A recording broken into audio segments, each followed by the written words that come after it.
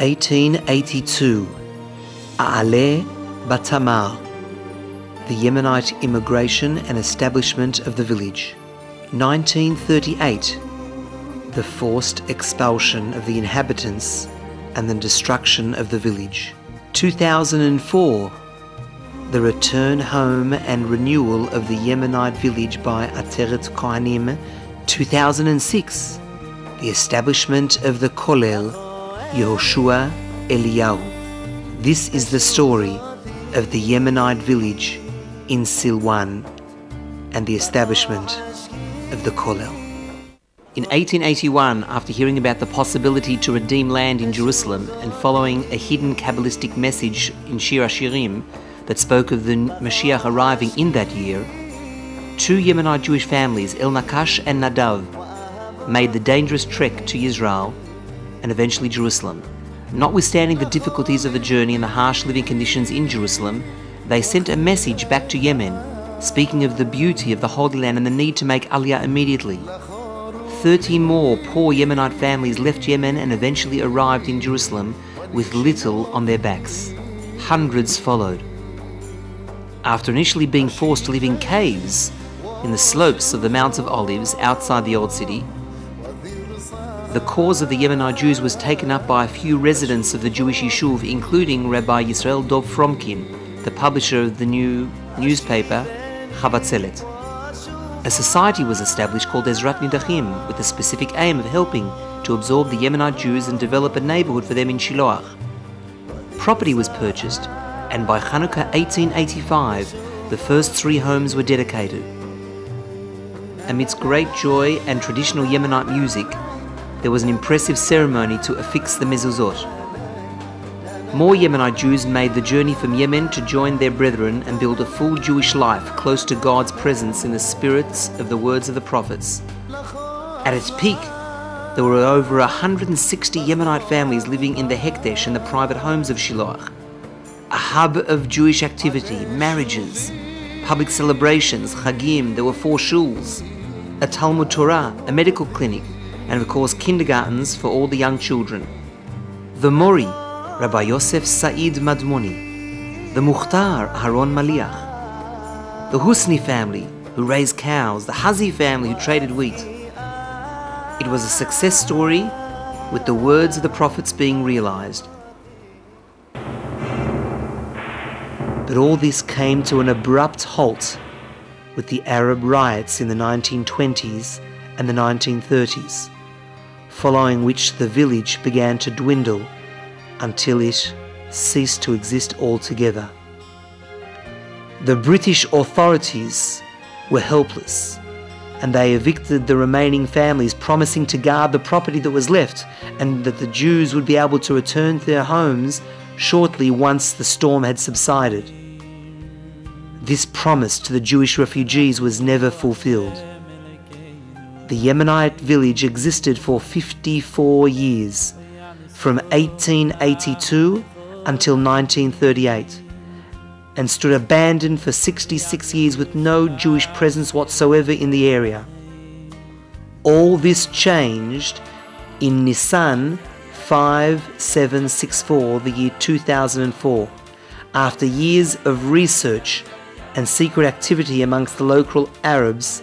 Ateret Kohanim, the Jerusalem Reclamation Project, finally succeeded in re-establishing Jewish presence in the Yemenite village in Silwan. Families moved into 2 purchased buildings, Beit Yehonatan and Beit Hadvash.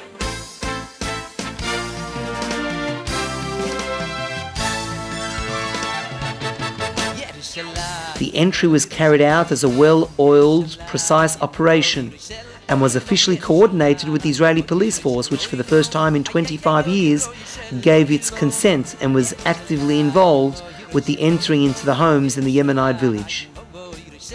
At 1 in the morning, it was announced that the first groups had successfully entered the houses and were able to feel what the first Yemenite settlers had felt as they too also overlooked the Wadi and looked back towards the Temple Mount and the old city of Jerusalem. After 40 minutes, Following the entry, local Arabs began to gather around, throwing stones and bricks and Molotov cocktails at the intruders, hoping that they would leave. Of course, the new residents had no intention of leaving. Within a few minutes, police reinforcements had arrived, carrying out searches and arrests, helping calm the situation. The Israeli and international media reported the events in detail.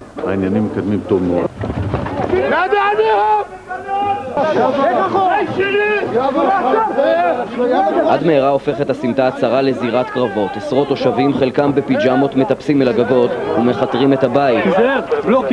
המתנחלים בסכנת חיים של ממש אינם מוכנים לוותר. התגבורת מגיעה בתום דקות מורטות עצבים, אבל המתנחלים ממשיכים להתעקש. הם מסרבים כביכול לעזוב את הבית, הם אומרים אם אנחנו עוזבים אותו, אנחנו מאבדים אותו, אז הם מבחינתם נשארים בתוך הבית. Also on today, a visit to a new Jewish community in the East Jerusalem neighborhood of Silwan, which is reconstructing the Yemenite community from the beginning of the century.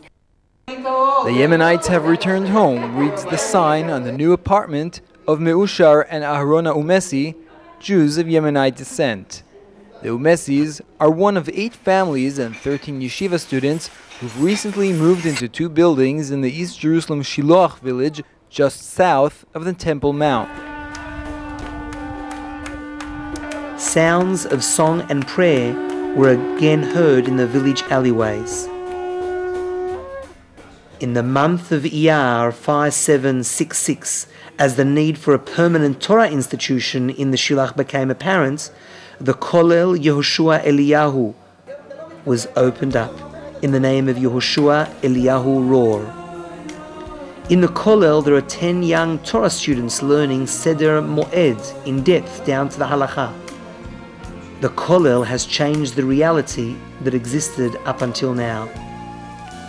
The importance of being able to walk around the area securely is obvious, so that the rebuilding of the Torah and Jerusalem are responsibly carried out, and so the place will become a hub of Jewish Torah life. Since its establishment, some of the most important rabbis in Israel have visited the Kollel and expressed their amazement at the uniqueness of such a center of Jewish learning. They have even given classes in the Kollel. Public figures and Knesset members also visited and expressed their support and readiness to aid this important Kollel.